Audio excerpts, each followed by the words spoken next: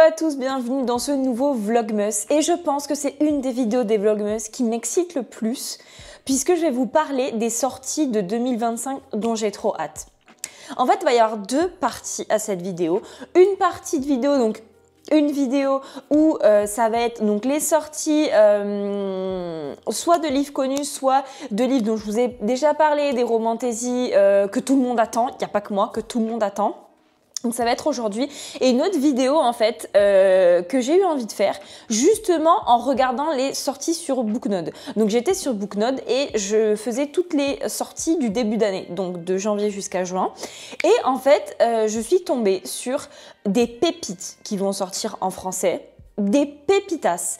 Et il y avait tellement de pépitas que je me suis dit, si je fais une vidéo avec les deux, la vidéo va durer 4 plombes. Donc, je vous ferai une autre vidéo où je vais vous parler des pépitas, enfin des livres qui ont l'air pépitas, dont j'ai jamais vraiment entendu parler et qui vont quand même sortir en français au début d'année 2025. Donc, je prends mon petit ordinateur comme ça, je peux vous parler de tout ce qui sort. Donc là, première sortie. Une de celles que j'attends le plus. Il y a le tome 2 de la trilogie des glaces qui sort le 2 janvier 2025. Le 2 janvier, genre un jour après le premier. Oui, logique. Mais du coup, la trilogie des glaces, donc, dont le tome 1 en français est sorti sous le titre de Glace. Je sais pas si vous vous souvenez, donc c'était cette saga où on suivait une jeune fille qui était en fait dans un village sur une montagne. Elle était bloquée d'un côté par un gouffre, d'un côté par la montagne et elle pouvait pas sortir, elle pouvait pas partir quoi. Et en gros, tous les ans, il y avait des gens qui capturaient, enfin des sortes de créatures qui capturaient des gens de son village et ils les amenaient pour on ne sait pas quoi en faire. Et du coup, elle a tout fait pour se faire capturer parce qu'elle s'est dit, de toute façon, ici, à force, je vais mourir, donc autant voir ce qu'il y a ailleurs. Et du coup, c'était une romance avec notre monsieur. Donc, notre monsieur, genre grave, mec de romantaisie, brun, les cheveux attachés et tout. Ça sort en janvier et j'ai vraiment trop hâte. Dans le style, j'ai trop hâte. La saga des sans destin. Oui, cette saga-là. Cette saga. Alors, j'avais entendu dire qu'il y allait avoir une sortie en français en 2025. Sauf que j'ai été voir, la sortie du tome 2 en anglais est prévue en mai 2025. Donc à mon avis, s'il sort en français en 2025, ce sera plutôt fin d'année. Mais j'ai trop hâte. J'ai trop hâte. Je comprends pas comment l'autrice peut nous faire autant attendre pour la sortie de son roman parce que personnellement, je n'en peux plus et je sais que je suis pas la seule à plus en pouvoir. Vraiment. Noyée au milieu de toutes ces romantaisies, il y a une dark romance, une. Il s'agit de la saga Praise, c'est pas vraiment de la dark romance, je crois, qui sort pareil en janvier 2025. Donc c'est une saga dont j'ai entendu parler énormément, genre sur TikTok et sur YouTube, surtout sur YouTube. Et en fait, c'est une saga un petit peu de attendez que je vous dise ça, de truc un petit peu, il me semble, BDSM, truc comme ça. En fait, on va suivre un club. Donc, en fait, le titre de la saga originale, c'est Salacious, je sais pas quoi, club. Et donc c'est des trucs un petit peu BDSM, tout ça. Alors, du coup, si je me souviens bien, les 3 premiers tomes, en fait, c'est un monsieur qui travaille dans ce club et ça va être une romance avec une madame. Donc, c'est elle qui va être un petit peu soumise, tout ça. Mais le tome 4, moi, j'ai trop hâte le tome 4. Parce que le tome 4, c'est une madame qui travaille là-bas et qui va soumettre un monsieur. Donc c'est plus original et j'ai plus hâte cette version-là, on va dire. Livre suivant, il s'agit du Royaume des Corbeaux de Olivia Waldenstein qui sort en janvier 2025, donc c'est le tome 4. Donc c'est, vous savez, la saga avec les corbeaux. J'ai toujours pas lu ne serait-ce qu'un tome, hein, on va pas se mentir.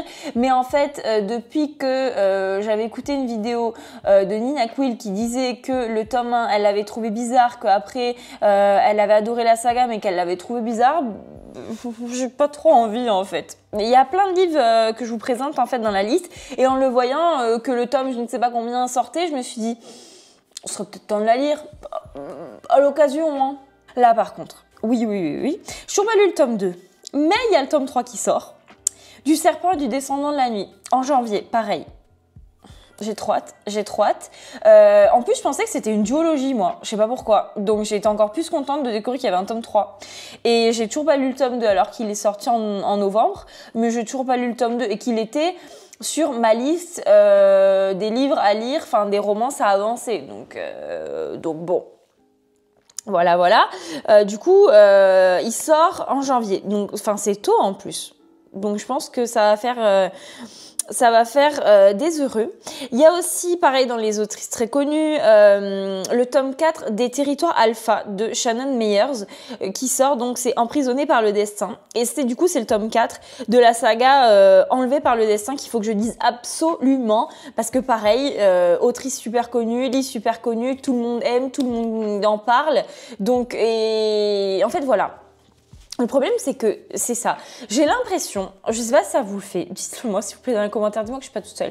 Quand je suis en train de lire un livre, j'ai l'impression que j'ai 1500 livres à lire à côté, que j'ai une palle énorme et je me dis « Ah, mais ça faut que je lise, ça faut que je lise, ça faut que je lise ». Arrivé au moment de choisir une lecture, je suis comme ça à pas savoir quoi lire alors que j'ai plein de livres et il y a plein de livres qu'il faudra que je me note sur ma wishlist parce que c'est des classiques en fait de la romantaisie que j'ai pas lu. Ça c'est pas une saga très connue mais c'est une saga dont je vous ai énormément parlé, l'Académie des Harrowhort, qui est une romance harem inversé avec 4 messieurs dans une académie où il y a des pouvoirs magiques. J'avais adoré le tome 1, adoré le tome 2. En fait, je me les garde petit à petit parce que les romances harem inversées, croyez-moi que j'en ai fait. Des romances harem inversées dans des écoles, j'en ai encore plus fait.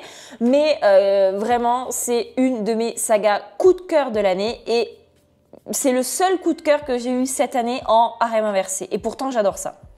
Parce que déjà, il y a 4 messieurs qui, quand vous lisez le tome 1, vous vous dites comment l'auteur va arriver à associer ces 4 messieurs ensemble alors que de prime abord, ils n'ont aucun lien les uns avec les autres. Et petit à petit, en fait, vous vous rendez compte qu'ils sont tous liés entre eux. Soit par des liens familiaux, par des liens amicaux, tout ça, ils sont tous liés entre eux. Et ce que j'ai trouvé trop bien dans cette saga et que j'ai jamais vu ailleurs, c'est que, en fait, il y a grosso modo une romance par tome. Ce qui fait que c'est méga slow burn. Parce qu'en fait, dans le tome 1, elle va se rapprocher d'un tel, elle va être, entre guillemets, en couple avec un tel.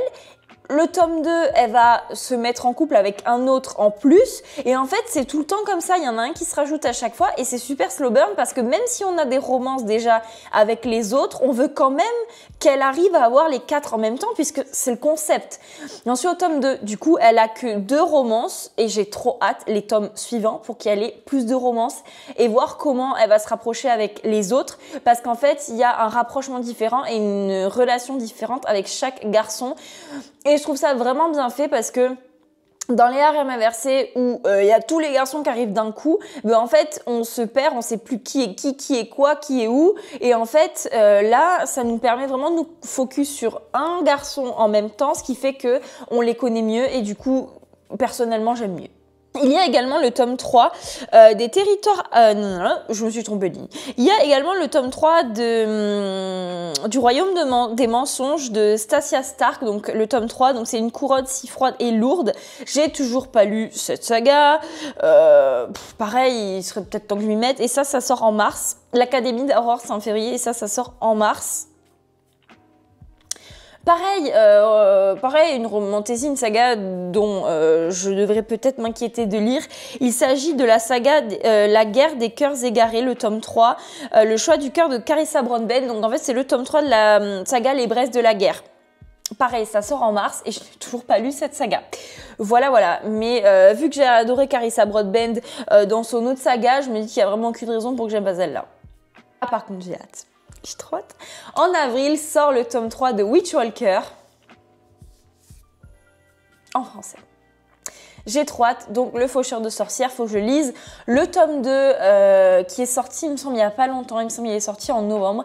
Mais j'ai trop hâte, il faut que je lise le tome 2 parce que j'avais adoré le tome 1 et cette saga, Elle a une place un petit peu particulière puisque c'est avec cette saga spécialement que vraiment ça m'a fait glisser sur la pente descendante de la romantaisie et que j'ai plus jamais lâché la romantaisie. Donc c'est cette saga qui me l'a fait aimer. Et pareil, le tome 1, balade dans la forêt, ils doivent se protéger du froid et c'est polaire, ils doivent se protéger du froid pour pas mourir, donc ils doivent se coller ensemble pour pas mourir. Lui, il a, vous savez, un bun, j'aime trop. Et les 2 derniers livres, on va rester dans le vague, dans le flou, puisque c'est des livres où j'ai entendu dire qu'il allait y avoir une sortie en français. Mais j'ai beau chercher partout, je ne vois aucune rumeur de sortie quelque part.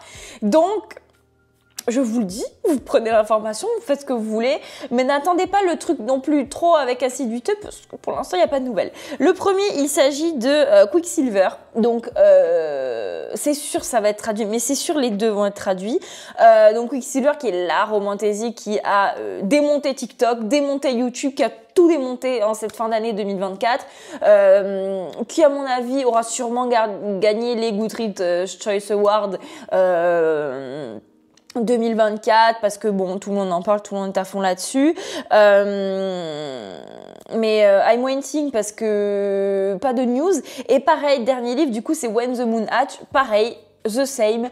Rumeur comme quoi ça allait être traduit. Pas de date, pas de rien, nulle part. Ni sur Goodnote, ni sur Amazon, ni sur les... Rien, nulle part. J'ai même demandé à ChatGPT les dates de sortie pour vous dire à quel point j'étais désespérée. Je me suis dit, si ChatGPT il sait pas, personne ne sait. Donc, je pense que ça va être traduit puisque ça a fait des buzz énormes et qu'il y a eu des rumeurs. Donc, je me dis, si certaines personnes disent ça va sortir apparemment en français, c'est qu'elles doivent bien tenir l'info de quelque part.